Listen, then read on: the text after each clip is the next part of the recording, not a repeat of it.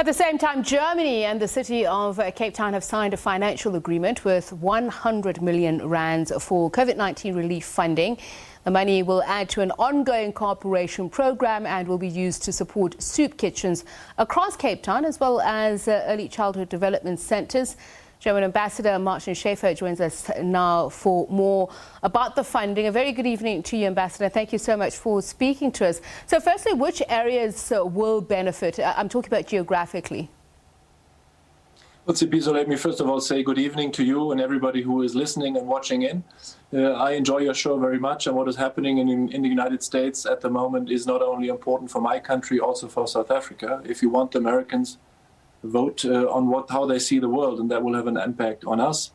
And I enjoyed also your commentary about what is necessary to help Africa get back on its feet. And this is actually what we are doing. We have decided, simply because we have structures in place that work for the last 14 years, to go to Cape Town, to go to the Cape Flats, in colored communities and black communities where we intervene, because we want to help at least 25,000 very vulnerable people and families to get over the crisis, and then to help raise, the social and economic life in South Africa as soon as possible. Ambassador, I mean, any help goes a long way, I understand that, but is it possible for you to perhaps tell us just how many vouchers will the grant allow for?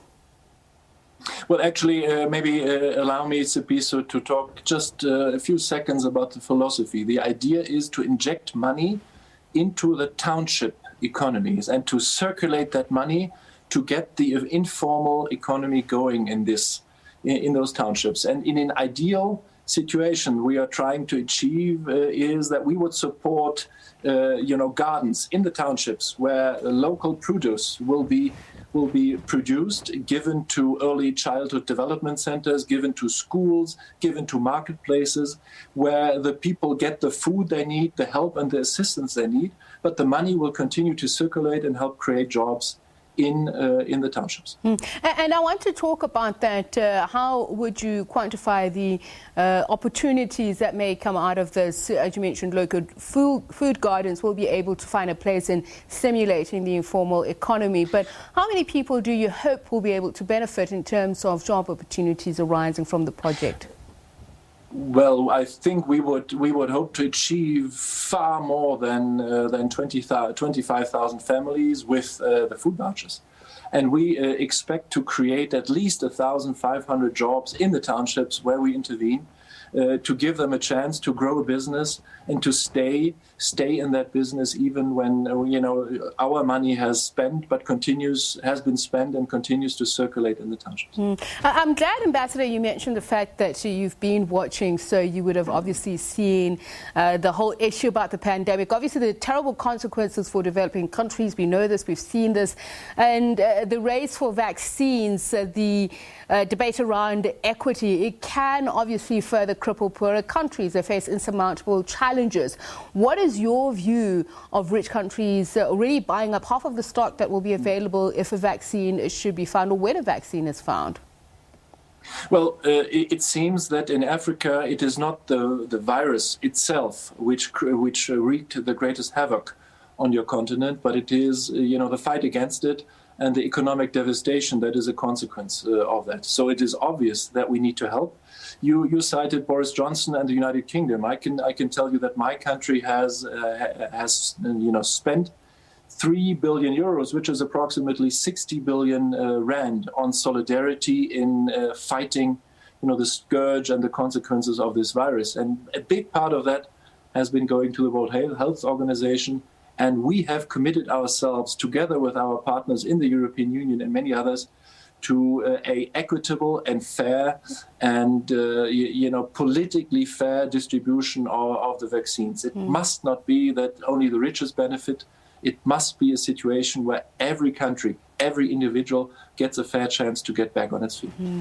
I'm sure many developing countries will be happy to hear that. So let's talk about Europe, what is happening there.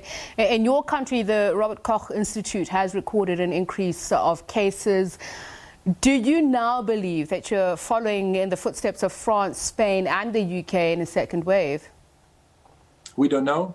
Nobody knows. This virus takes curious turns that nobody really understands. It is a little bit like in the medieval ages when the pest came over Europe and nobody knew how really to defend itself against it. We are in the 21st century. We believe that we know everything, but this little virus, for the time being, without a vaccine, will continue to wreak havoc. I think our numbers are still good. Our numbers are better than those of most other countries, both in terms of the mortality rate and the new infections. But there's no guarantee that will not surge again. I think we need to be very, very careful in opening up. We have to be very strict in urging our people to continue to do what is necessary to avoid the social contacts that spread the virus. And we're in this together. Tomorrow, the Minister of Transport has announced that he will tell the nation and the world, indeed, on how South Africa is going to open up. We are very keen to open up with our airlines, with our tourism, to help South Africa get back on its feet again. But that needs to be done with a lot of reason, with a lot of calm and with a lot of serenity. Ambassador, thank you very much for speaking to us. German Ambassador Martin Schäfer on a project they have underway in Cape Town to help those who have obviously been disadvantaged by COVID-19, its consequences, and how they're going to lend a hand to boost the local economy and ensure that there's job creation as well.